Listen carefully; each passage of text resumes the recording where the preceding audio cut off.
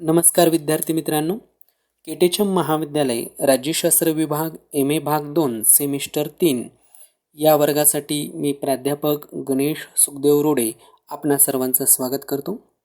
विद्यार्थी मित्रांनो, भारतीय प्रशासन या विषयाच्या संदर्भात आपण चर्चा करत आहोत. या विषयातील पहिलं जे प्रकरण आहे ते म्हणजे भारतीय प्रशासनाची उत्क्रांती व विकास याविषयी आपण चर्चा करत आहोत.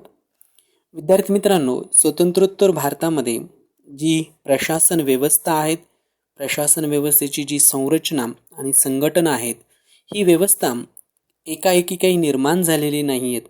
आणि मग ही व्यवस्था, प्रशासन व्यवस्थेची रचना, संघटन हे टप्प्याटप्प्याने त्याच्यामध्ये विकास झालेला आहे. आणि मग हा विकास कसा झालेला आहे, तो कोणत्या स्वरूपात झालेला आहे हे आपण समजून घेत आहोत.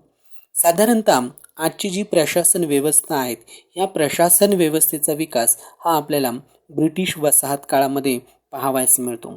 आणि मग ब्रिटिश काळामध्ये भारतीय प्रशासनाच्या दृष्टीने जे विविध धोरणं किंवा कायदे तयार करण्यात आले, त्यातून ही प्रशासन व्यवस्था विकास पावलेली आहेत.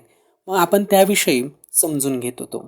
साधारणतः अभ्यासाच्या सोयीसाठी आपण ब्रिटिश वसाहतवादी भारताच्या कालखंडाचे आपण 2 भाग त्यामध्ये केले. आणि एक कालखंड असा होता जो ईस्ट इंडिया कंपनीचा काळ, ज्याच्यामध्ये भारतीय प्रशासनाचा झालेला विकास तो आपण बघितला. त्यामध्ये मग नागरी प्रशासनाचा उदय असेल, जिल्हा प्रशासन असेल, नागरी प्रशासकांना प्रशिक्षण असेल, ह्या गोष्टी ईस्ट इंडिया कंपनीच्या कालखंडामध्ये आपल्याला पाहावयास मिळतात. त्याचबरोबर 1857च्या उठावाच्या पार्श्वभूमीवर 1858मध्ये जो राणीचा जाहीरनामा प्रसिद्ध झाला आणि प्रत्यक्षात ईस्ट इंडिया कंपनीचं सरकार जाऊन तिथे ब्रिटिश पार्लमेंटच्या नियंत्रणाखाली भारतात वसाहतीक सरकार स्थापन झालं. आणि या ब्रिटिश सरकारच्या नियंत्रणाखाली असलेला जो वसाहतवादी भारत होता, त्या काळामध्ये झालेला भारतीय प्रशासनाचा विकास कसा आहे याविषयी देखील आपण मागील काही भागांमध्ये जाणून घेतलेले आहेत. मग त्यामध्ये अगदीच 1858चा राणीचा जाहीरनामा असेल, 1861चा कायदा असेल, 1870चा लॉर्ड मेयोने केलेला विकेंद्रीकरणाचा कायदा असेल, 1882चा रिपनचा कायदा असेल, किंवा अगदी 1891, 1907चं रॉयल कमिशन, त्याचबरोबर 1909चं मोर्लो-मिंटो सुधारणा कायदा आहेत, 1919चा मॉन्टेग्यू चेम्स्फोर्ड सुधारणा कायदा आहेत.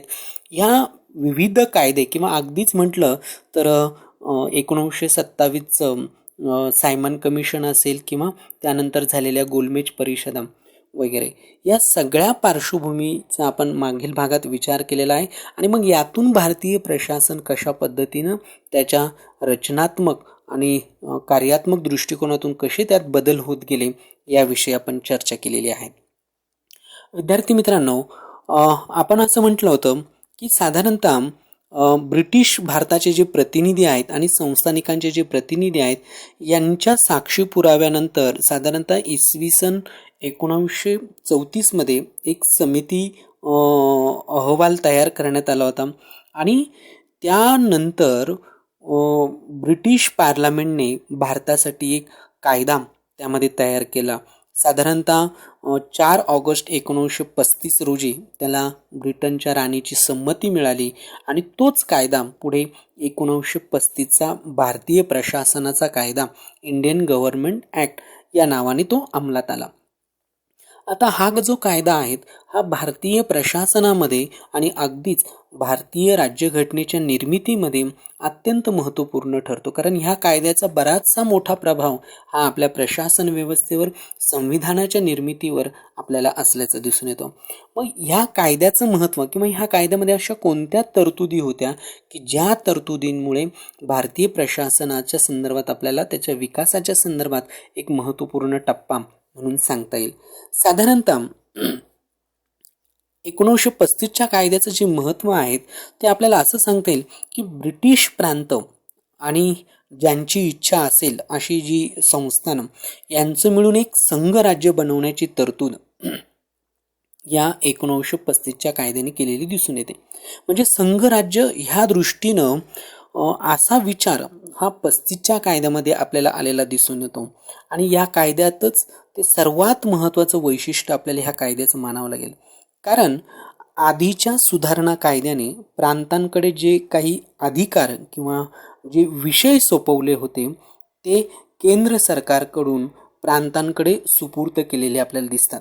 आणि प्रांतिक सरकार हे केंद्र सरकारचं एजंट म्हणूनच आपल्याला कार्य करताना दिसतं. आणि केंद्राचं प्रांतांवरील जे नियंत्रण होतं ते आपल्याला कायम राहिल्याचं दिसून येतं. केंद्र आणि प्रांत म्हणजे राज्य यांच्यात राज्यघटनेने केलेली जी सुस्पष्ट अधिकार विभागणी आहे हे मुळात संघराज्य पद्धतीचं मुख्य वैशिष्ट्य आहे.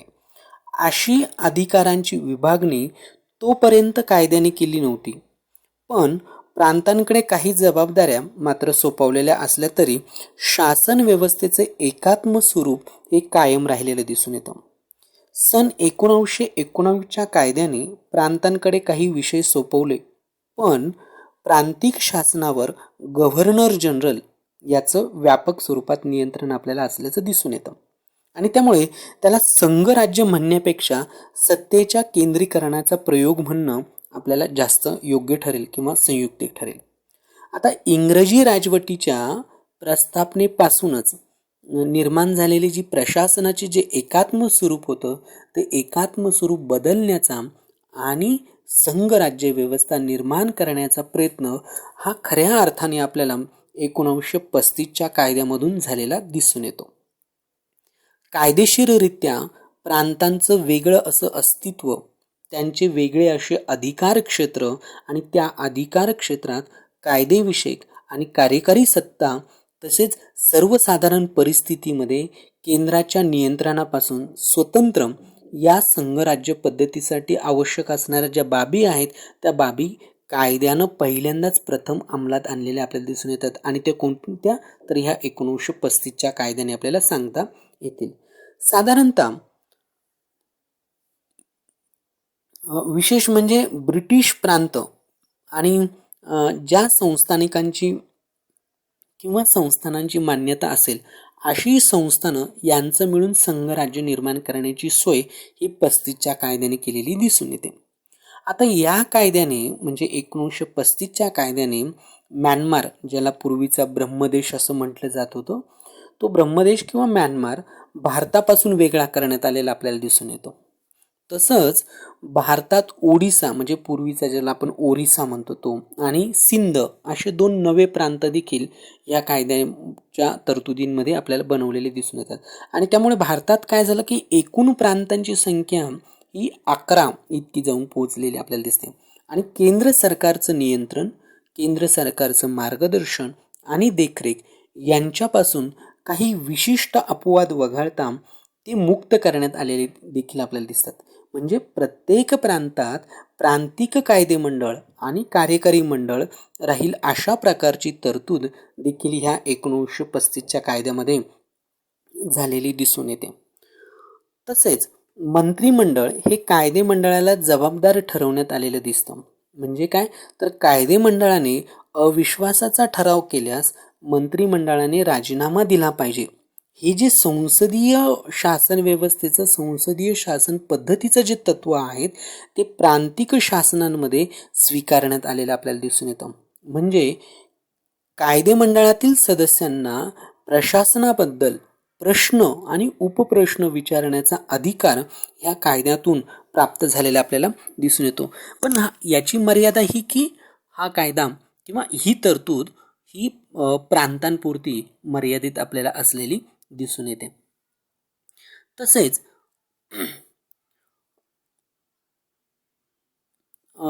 गव्हर्नरच्या हाती देखील काही विशेष अधिकार ठेवलेले आपल्याला दिसून येतात. म्हणजे एका बाजूला प्रांतांच्या कायदेमंडळांना मंत्रिमंडळ हे जबाबदार ठेवलं, पण दुसऱ्या बाजूला गव्हर्नरच्या हातामध्ये काही विशेष अधिकार असे ठेवलेले दिसतात. कायदेमंडळाने मंजूर केलेल्या विधेयकाबाबत गव्हर्नर हा नकाराधिकार वापरू शकत होता. म्हणजे अधिवेशन चालू नसेल त्यावेळी वटहुकूम काढण्याचा अधिकार देखील त्याला होता गव्हर्नरला. आणि म्हणजे विशिष्ट परिस्थितीमध्ये 93व्या कलमानुसार गव्हर्नरला सर्व सत्ता आपल्या हाती घेण्याचा अधिकार देखील त्यातून होता. म्हणजे एका बाजूला कायदे मंडळाने मंत्रिमंडळावर नियंत्रण ठेवण्याचे अधिकार दिले, पण दुसऱ्या बाजूला गव्हर्नरचे अधिकार देखील मात्र ह्या कायद्यातून कायम ठेवलेले आपल्याला दिसून येतात.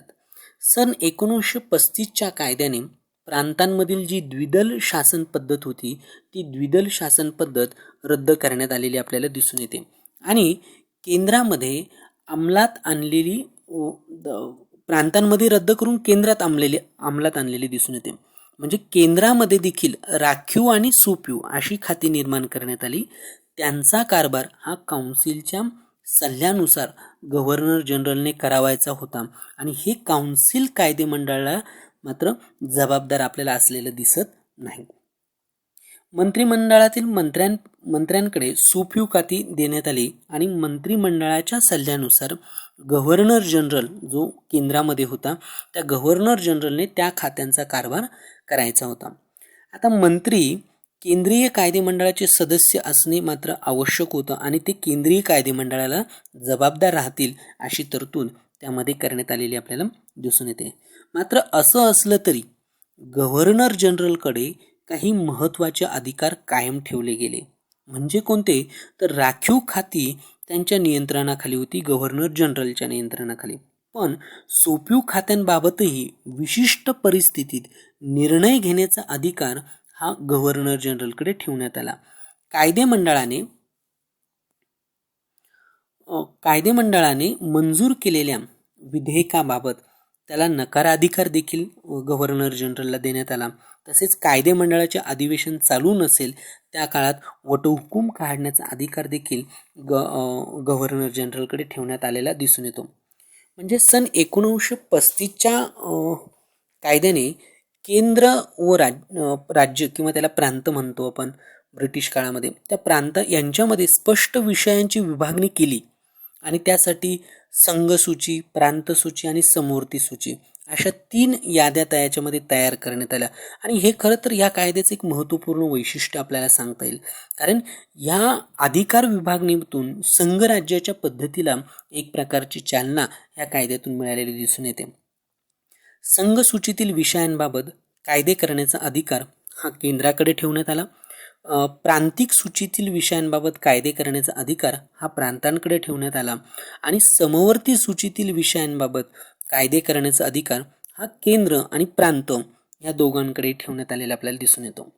पण केंद्राने जर कायदा केला तर त्याहून वेगळा जर कायदा प्रांतांना करता येणार नाही किंवा केला तर तो प्रांतांचा कायदा रद्द होईल अशी देखील तरतूद त्यामध्ये घातलेली आपल्याला दिसून येते. आणि त्यामुळे समवर्ती सूचीतील विषयांबाबत केंद्राच्या कायद्याला आपोआपच श्रेष्ठत्व मिळालेलं दिसून येतं.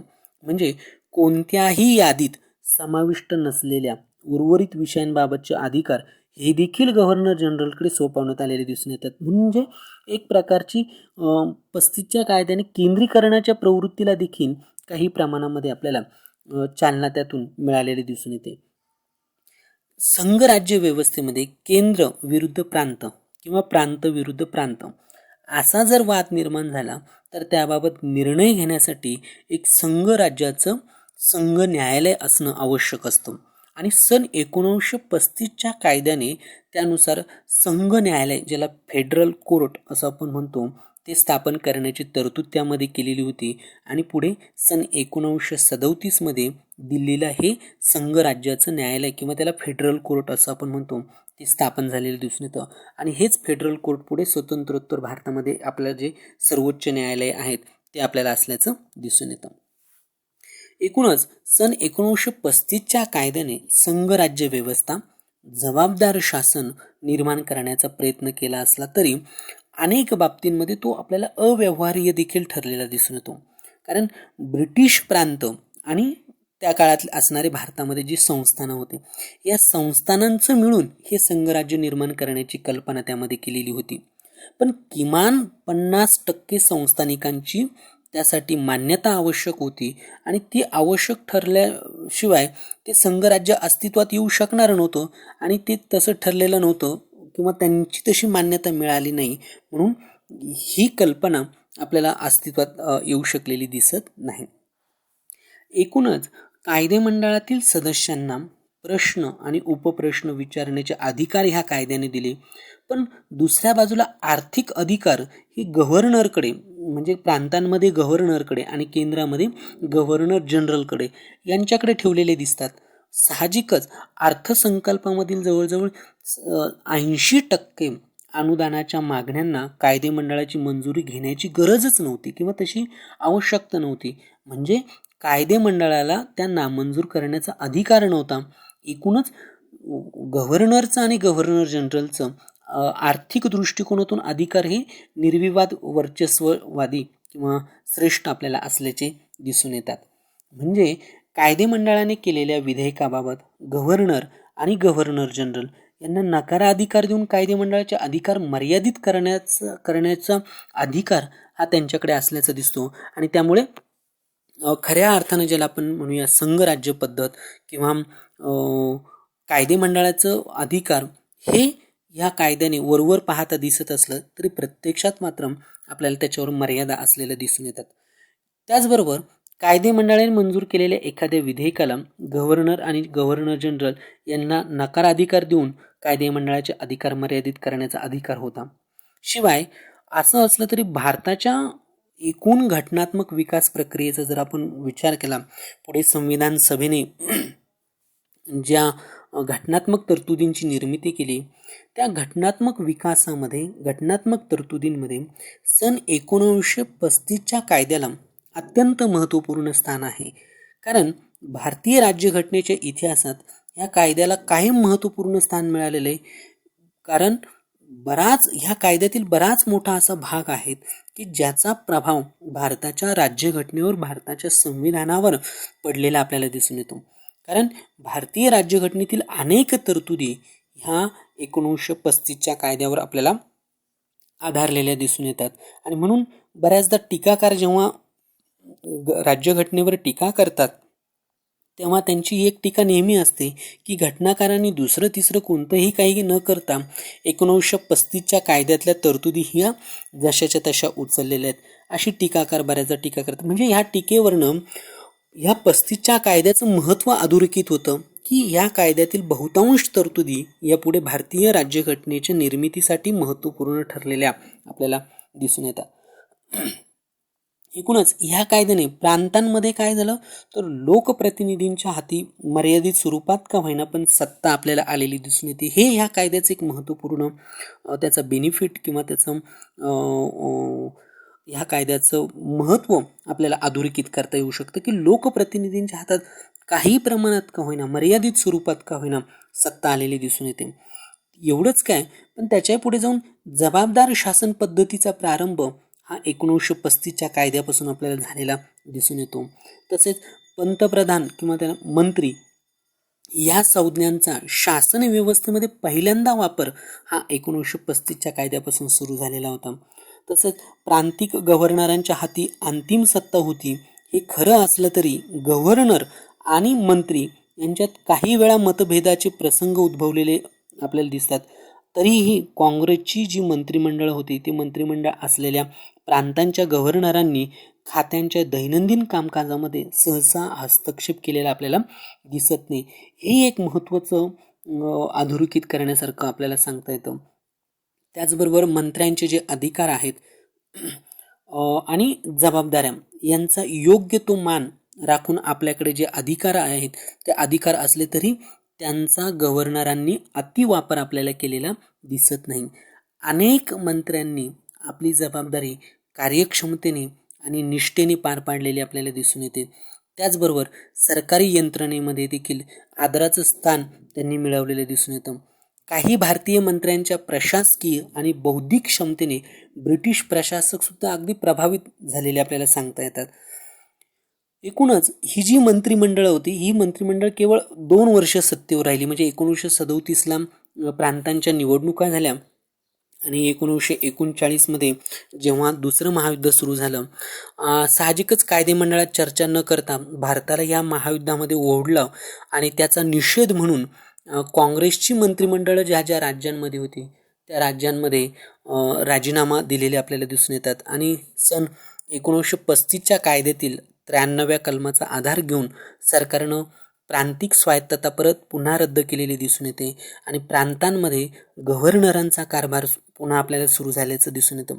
मात्र ह्या 2 वर्षाच्या अवधीमध्ये ह्या मंत्रिमंडळांनी शेती असेल, उद्योग असेल, शिक्षण असेल किंवा अगदी कामगार वर्ग, आरोग्यसेवा, समाज कल्याण आदींबाबत अत्यंत महत्त्वपूर्ण पुरोगामी स्वरूपाची अशा कायद्यांची निर्मिती आपल्याला केलेली दिसून येते. एकूणच त्यावेळी कोणाला कल्पनाही नसेल, पण देशाचं भवितव्य असं होतं की महायुद्धाने म्हणजे जगातील परिस्थितीत आमूलाग्र बदल घडून येणार होता. भारताच्या स्वातंत्र्याच्या मागणीकडे लक्ष देणं हे ब्रिटिश सरकारला भाग पडणार होतं आणि अल्पकाळातच देश स्वतंत्र होणार होता आणि एकूणच देशाचा राज्यकारभार चालवण्याची जबाबदारी भारतीयांना स्वीकारायची होती. आणि त्या पार्श्वभूमीवर सन 1935चा हा जो कायदा होता, या कायद्याने या राजकीय सत्तेमध्ये सहभागी होण्याचा, राज्यकारभार करण्याचा जो अनुभव भारतीयांना मिळाला, ती एक प्रकारे ही पूर्वतयारी म्हणता येईल, या अर्थाने आपल्याला सांगता येईल. एकूणच हा 35चा कायदा अत्यंत महत्त्वपूर्ण या अर्थाने आहेत की ह्या कायद्याचा प्रभाव हा संविधान निर्मितीवर होता. शिवाय ह्या कायद्याच्या प्रभावातून भारतातील शासन व्यवस्था, भारतातील प्रशासन व्यवस्थेला एक वेगळ्या प्रकारची दिशा मिळाली. तिच्या वेगळ्या प्रकारचं संघटन आणि संरचना निर्मितीच्या दृष्टिकोनातून, विकासाच्या दृष्टिकोनातून हा 1935चा कायदा अत्यंत महत्त्वपूर्ण आपल्याला सांगता येतो. भारतीय प्रशासनाच्या विकासामध्ये, भारतीय प्रशासनाच्या उत्क्रांतीमध्ये हा 1935च्या कायद्याचं महत्त्व हे आपल्याला त्यामध्ये अधोरेखित करता येईल. विद्यार्थी मित्रांनो, आजच्या भागामध्ये आपण इथे थांबूया. पुढील भागामध्ये भारतीय प्रशासनाच्या दृष्टिकोनातून ब्रिटिश सरकारच्या काळात जो विविध पातळ्यांवर, विविध स्वरूपात रचनात्मक आणि संघटनात्मक अशा पातळीवर जो विकास झालेला आहे, त्याच्याबद्दल आपण अधिक सविस्तर माहिती त्यामध्ये घेऊया. तोपर्यंत थांबूया. सर्वांचे धन्यवाद.